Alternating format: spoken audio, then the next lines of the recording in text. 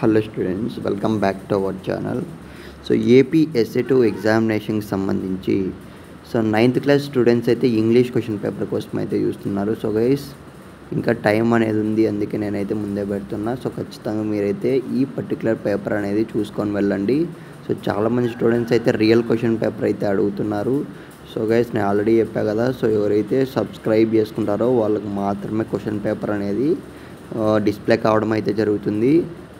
ఎందుకంటే only for సబ్స్క్రైబర్స్కే so real question paper అనేది మనం అప్లోడ్ చేయడం జరుగుతుంది. కాబట్టి మీరు వీలైతే సబ్స్క్రైబ్ చేసుకొని పెట్టుకోమమ్మా, కొద్దిగా సపోర్ట్ చేయండి. నైన్త్ క్లాస్ స్టూడెంట్స్ అయితే అస్సలు సబ్స్క్రైబ్ అయితే చేసుకోవట్లేదు, వీడియో చూస్తున్నారు కానీ.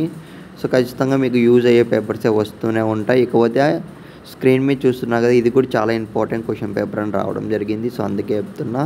సో ఖచ్చితంగా ఈ పర్టికులర్ క్వశ్చన్ పేపర్ అనేది స్టార్టింగ్ నుంచి ఎండింగ్ వరకు అయితే ప్రిపేర్ అవ్వండి.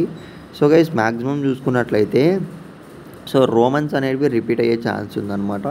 ఇంకో విషయం ఏమంటే, నైన్త్ క్లాస్ స్టూడెంట్స్ మీరు ఇంకా ఏ క్వశ్చన్ పేపర్ అనేది టఫ్గా ఫీల్ అవుతున్నారు, సో ఖచ్చితంగా కామెంట్ సెక్షన్లో అయితే మెన్షన్ చేయండి.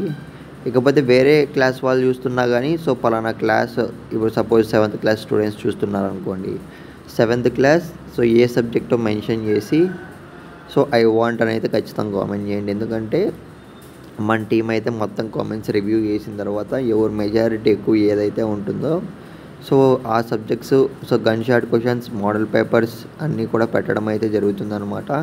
సో గైస్, నా గోల్ ఏంటంటే 8th, 9th, 7th ప్రతి ఒక్కరైతే పాస్ అయిపోవాలి. So all the best. ఈ క్వశ్చన్ పేపర్ మాత్రం చదువుకొని వెళ్ళడానికి అయితే ట్రై చేయండి.